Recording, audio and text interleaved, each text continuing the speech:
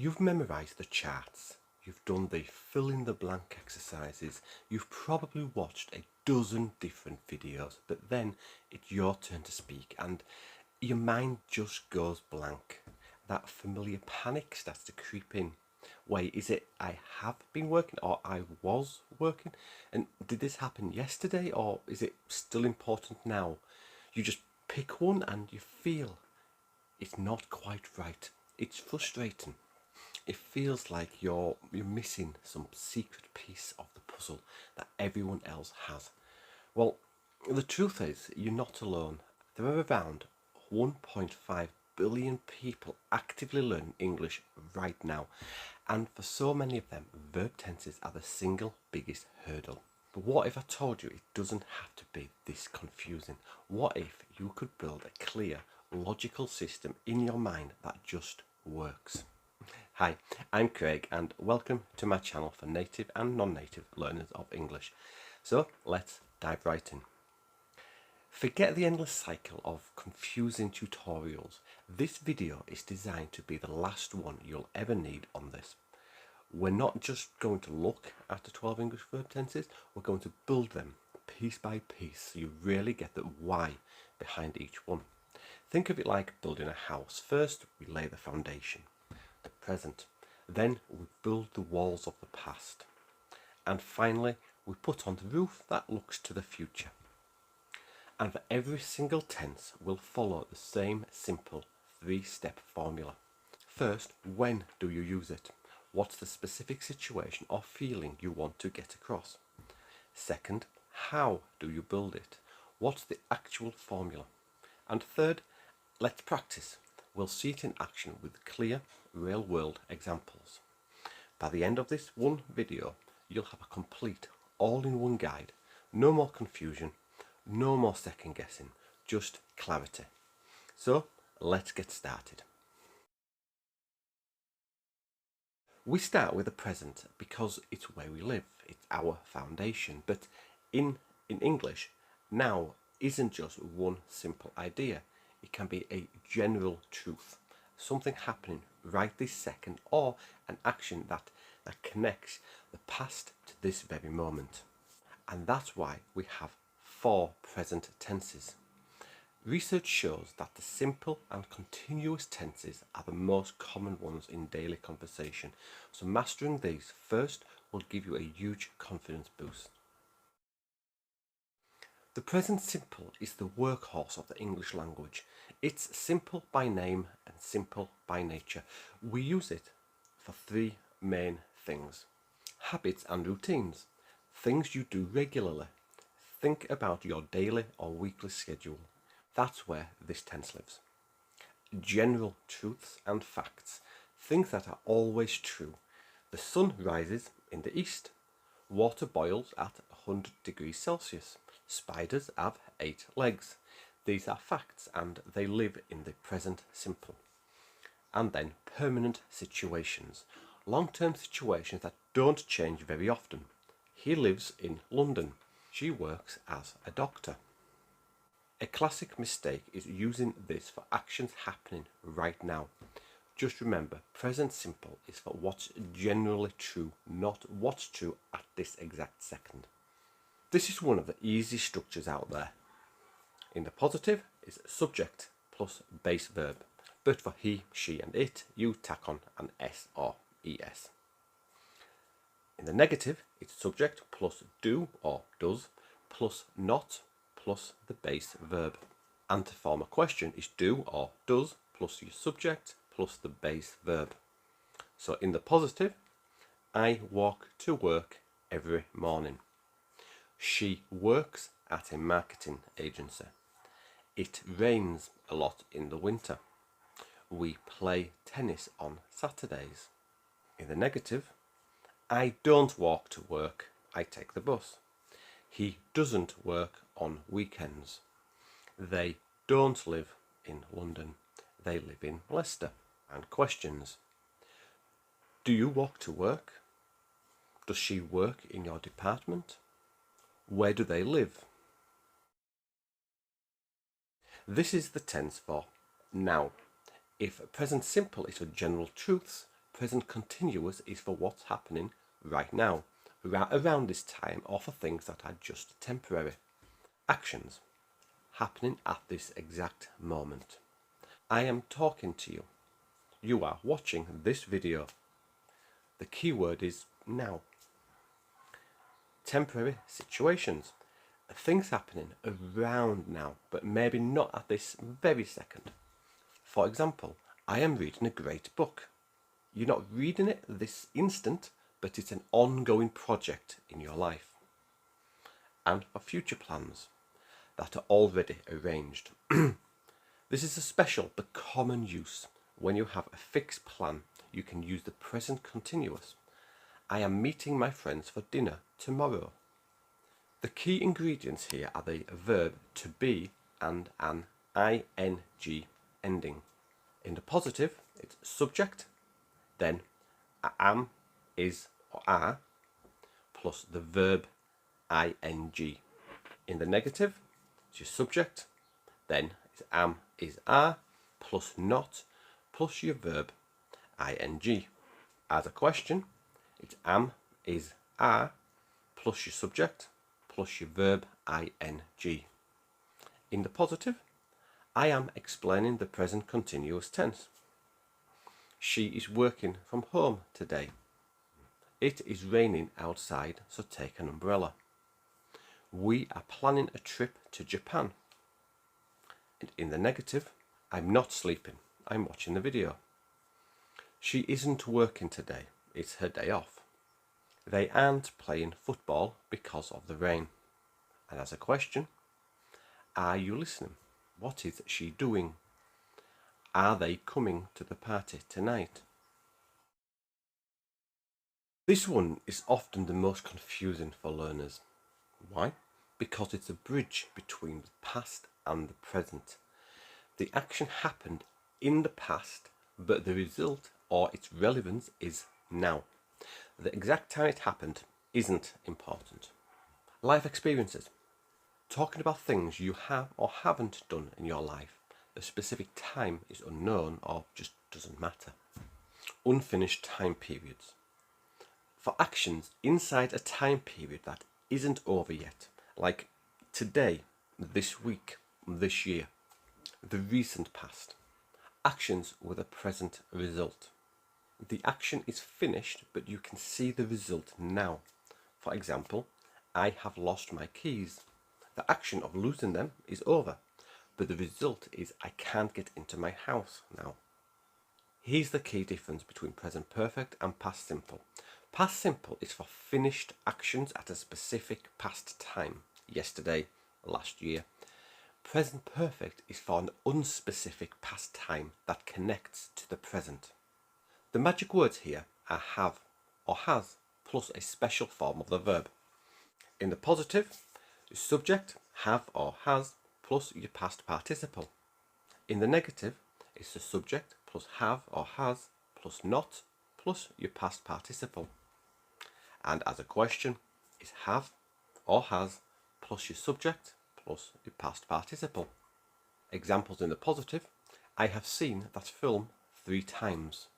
It's your life experience. She has finished her report. The report is ready now. He has travelled to Asia.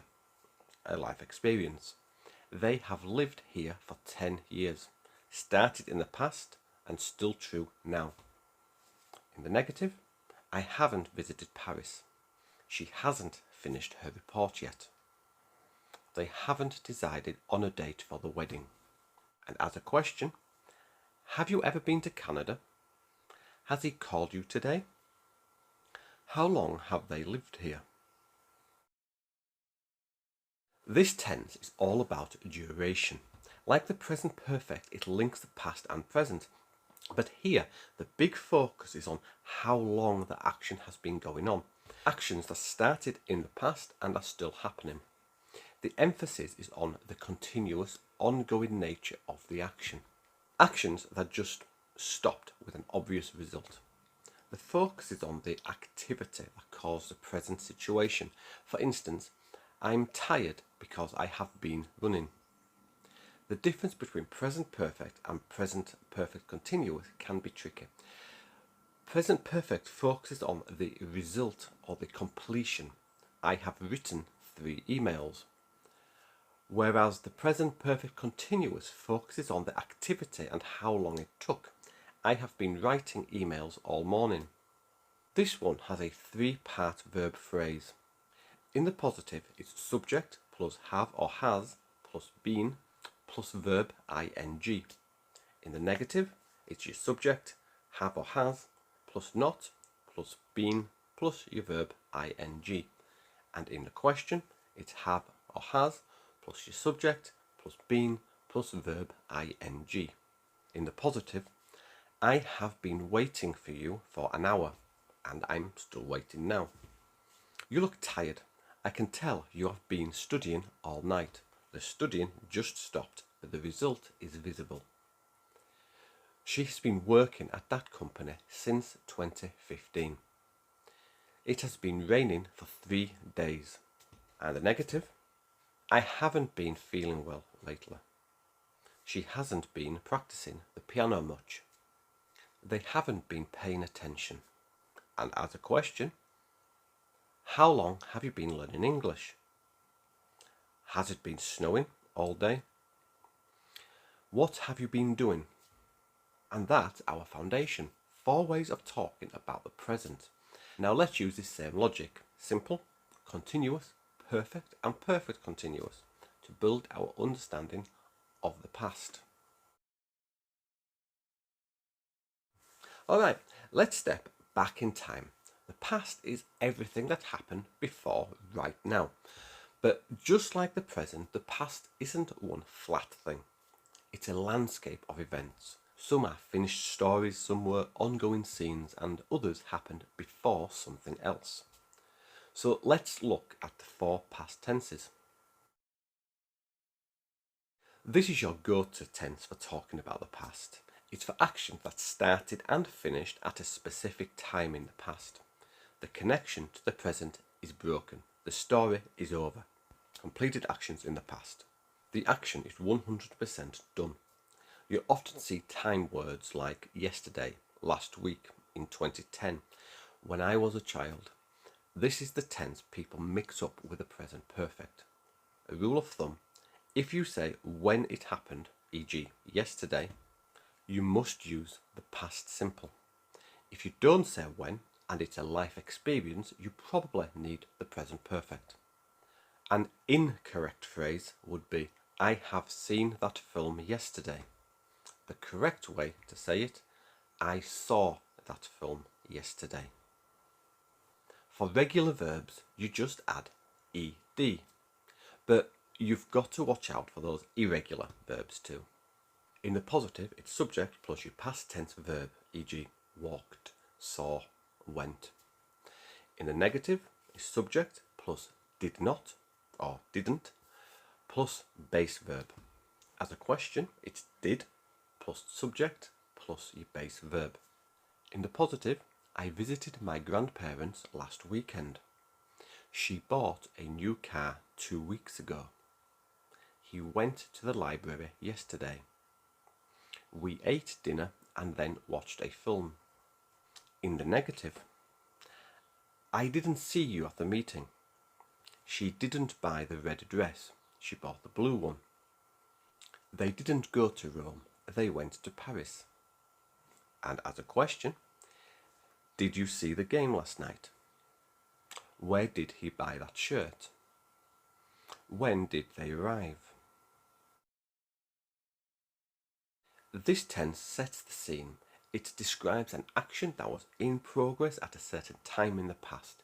It's the background action, an ongoing past action, to say what was happening at a particular moment. For example, yesterday at 8 p.m. I was watching TV, an interrupted action. This is a super common use. We use the past continuous for the longer background action that got interrupted by a shorter action, which is in the past simple. The pattern is often past continuous plus when plus past simple. The structure formula, It's just like the present continuous, but we use the past tense of to be, was or were. So in the positive, subject plus was or were plus verb ing. In the negative, subject plus was or were plus not plus verb ing. Add a question, was or were plus your subject plus verb ing. In the positive, I was talking on the phone when you called me. She was studying when the power went out. He was driving too fast when the accident happened. While we were having our picnic, it started to rain. In the negative, I wasn't listening when you gave the instructions. Sorry. He wasn't sleeping, he was reading a book. They weren't paying attention to the teacher. And as a question, what were you doing at 10 p.m. last night? Was she working when you saw her? Were they living in Canada when their son was born? This is the past before the past. We use it to make it clear that one action happened before another past action, and it's all about showing the sequence of events. If you tell a story in chronological order, you can often just use the past simple. But if you jump back in time, you need the past perfect to show the order of two past actions. The action in the past perfect happened first. The action in the past simple happened second. For example, the train had left, your first action, when I arrived at the station, your second action. Think of it this way. You get to the station and look at the track. Is the train there? No, it had already left. The structure is nice and consistent. It always uses had. In the positive, subject plus had plus your past participle. In the negative, subject plus had not or hadn't plus your past participle. As a question, had plus subject plus past participle. In the positive, by the time we arrived, the film had already started. She couldn't find the file because she had saved it in the wrong folder. He told me he had visited that museum before. We weren't hungry because we had eaten a huge lunch. And in the negative, I hadn't studied French before I moved to Paris. He hadn't seen the film, so he didn't understand the ending. They hadn't finished painting when it started to rain. And as a question, had you checked the schedule before you left? Had she ever flown before her trip last year? Why had he sold his car?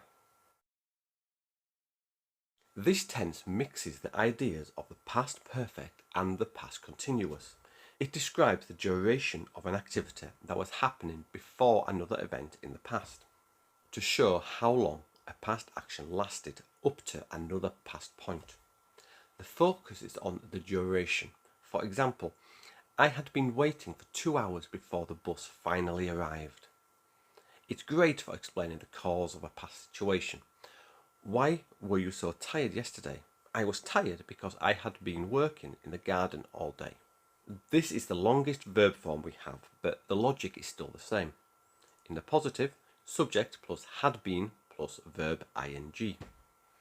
In the negative, subject plus had not or hadn't plus been plus the verb ing.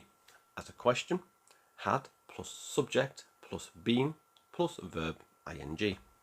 In the positive, his English was amazing because he had been living in the UK for 5 years. She was exhausted because she had been studying all night for the exam. They felt sick because they had been eating junk food all afternoon. We had been walking for miles before we finally found the right path. And in the negative, I hadn't been waiting long when she arrived. He failed the test because he hadn't been attending the classes. They hadn't been saving money, so they couldn't afford a holiday. And as a question, how long had you been waiting before he called? Had she been working there long before the company closed? What had they been doing that made such a mess? That takes care of the past. We've built the walls of our house. Now let's look to the future and put the roof on. The future is all about what hasn't happened yet. It's for predictions, plans, intentions, and deadlines. English gives us 4 main ways to look ahead, each with its own specific flavour. This is the most straightforward way to talk about the future, sometimes called the will future. Spontaneous decisions. Choices you make in the moment of speaking. The phone rings and you say, I'll get it, or I will get it. Predictions and opinions. What you think will happen. I think it will rain tomorrow. Promises and offers. I will always help you, or I'll carry that for you. It looks heavy. And for future facts. Things that are certain to happen. The sun will rise at 6:05 tomorrow morning. This one is beautifully simple. Will is a modal verb, so it never changes. In the positive, subject plus will plus base verb. In the negative, subject plus will not or won't plus your base verb. And as a question, will plus your subject plus your base verb. In the positive, I will call you later. I think you will love this film. She will be here soon. He will probably pass the exam. In the negative, I won't tell anyone your secret, I promise. She won't be happy about this. They won't arrive on time. As a question, will you help me with this? When will the concert start? Will they agree to the proposal? This tense drops us into a specific moment in the future and imagines an action already in progress. An action in progress at a future time. To say that you'll be in the middle of doing a specific future moment. This time tomorrow, I'll be flying to Hawaii to ask politely about future plans. Will you be using the computer for long? This sounds a little softer and more polite than asking, are you going to use, etc. Just combine will with a continuous form. In the positive, subject plus will be plus verb ing. In the negative, subject plus will not be or won't be plus verb ing. Answer the question, will plus your subject plus be plus verb ing. In the positive, don't call me at 9 o'clock, I'll be watching the final match. At this time next week, we will be relaxing on the beach. She can't come to dinner because she will be working late. He will be waiting for you when you arrive. And in the negative, I won't be sleeping when you get home. He won't be attending the meeting tomorrow. They won't be waiting for us, so we need to hurry. As a question, what will you be doing in 5 years? Will she be joining us for lunch? Will they be staying at the same hotel as us? This tense is a bit like time travel. It looks from the future back to an even earlier time. It's for an action that will be completed before a specific time or another event in the future. So the key word to listen for are by or by the time. An action completed before a future deadline. You are standing in the present looking to a future point and saying an action will be finished by then. By the time you wake up, I will have already left for work. We combine will with the perfect form have. In the positive, the subject plus will have plus past participle. In the negative, subject plus will not have or won't have plus your past participle. And as a question, will plus subject plus have plus past participle. In the positive, by 10 p.m. I will have finished all my work. By the end of this year, she will have visited 10 countries. He will have saved enough money for a new car by next summer.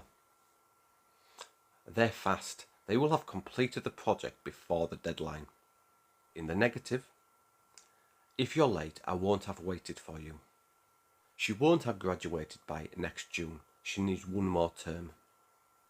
they won't have finished construction by the end of the month. And as a question, will you have finished that report by Friday? How many pages will you have written by tonight? Will she have learnt enough Japanese to travel by herself? And here we are, the final tense. This one mixes the ideas of the future perfect and the future continuous. It focuses on the duration of an action up to a specific point in the future, to emphasize how long a future action will have lasted. It answers the question, how long will this have been happening for, by a future deadline. By the time I finish this course, I will have been studying English for 5 years. And to be honest, this tense isn't super common in everyday chat, but knowing it is key for showing complete mastery. It's our longest verb form, but the logic still holds up. In the positive, subject plus will have been plus verb ing. In the negative, subject plus will not have been or won't have been plus the verb ing. As a question, will plus subject plus have been plus verb ing. The positive, by next August, I will have been working here for 10 years. On Saturday, we will have been living in this house for exactly 1 year. When he turns 30, he will have been playing the piano for 25 years. By the time you arrive, I will have been waiting for over an hour. And in the negative, he won't have been studying for very long when the exam starts. Next week, we won't have been dating for a full year yet. And as a question, how long will you have been driving by the time you get there? Will they have been travelling for a long time when they reach Australia? And there you have it, the foundation, the walls and the roof. All 12 English verb tenses built from the ground up. Let's just quickly recap the system. We have 3 main time periods: present, past and future. And within each time we have 4 aspects or ways of looking at the action. The simple aspect for facts and finished events. The continuous aspect for actions in progress. The perfect aspect for connecting 2 different points in time, usually focusing on completion. And the perfect continuous aspect for connecting 2 points in time but focusing on the duration. Understanding this system is a real secret. It's not about memorizing 12 separate confusing rules. It's about understanding one logical structure that just repeats itself. The confusion happens when we see them as 12 separate islands. When you see them as one connected system, it all just clicks. And remember, native speakers mostly use just a handful of these tenses in day-to-day conversation, so don't feel pressured to use the really complex ones all the time. But knowing them all gives you the power to say exactly what you mean every single time. Now, the next step is to actually practice. Take one verb like to work or to study and try writing one sentence for each of the 12 tenses we covered. Put your sentences in the comments below. I'd love to see them and give you some feedback. If this video finally made verb tenses click for you, please give it a thumbs up. It really helps the channel reach and help more learners just like you. And of course, subscribe and hit that notification bell, because we're going to keep building your English skills one clear, logical step at a time.